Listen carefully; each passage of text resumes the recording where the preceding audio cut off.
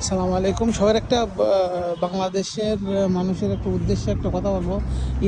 ইরাকিদের আপনার মন মানসিকতা সম্পর্কে যদি জানতে চান তাহলে এই যে পিক আপটা দেখছেন, এই যে পিক আপটাই এই মানুষটা সর্বপ্রথম এই পিক আপটাই বিক্রি করতো মাল সামান, ঠিক আছে। পরে মাল সামানটা বিক্রি করার পরে নাম হলো জাসেম আর কি।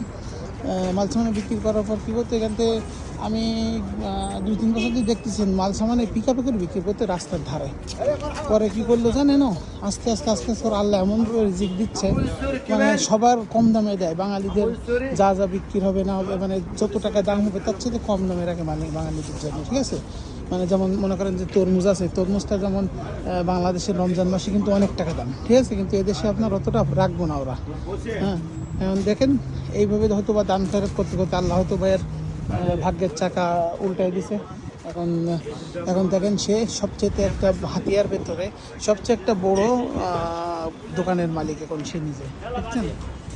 আলুয়া জাসেম এই দোকানের মালিকই এখন এখন সব ধরনের আল্লাহর ওপরে ওটার তৌফিক দান করছে, অনেক মানুষের মানে সেবা যত্ন করছে, কারোর কোনো কিছুর মানে যেগুলা কোনো ফকির মিসকিন যারা আসে না কেন তাদের কখনো হাত তারা পাতলে কোনো ফেরাইছে না আর কি কখন আজ পর্যন্ত। এই জন্য আল্লাহ দিয়েছে আর কি। তা আমরাও এটার আপনার মরাল অফ দ্য স্টোরি আমি বলতে চাচ্ছি, আপনারাও সবাই পাশে দাঁড়াবেন, যে যেখান থেকে পারেন সবার পাশে দাঁড়াবেন, দেখবেন আল্লাহ আপনাদের একদিন এমন রিজিকের দরজা খুলে দেবে। তো ওকে, ভালো থাকেন, আল্লাহ হাফেজ।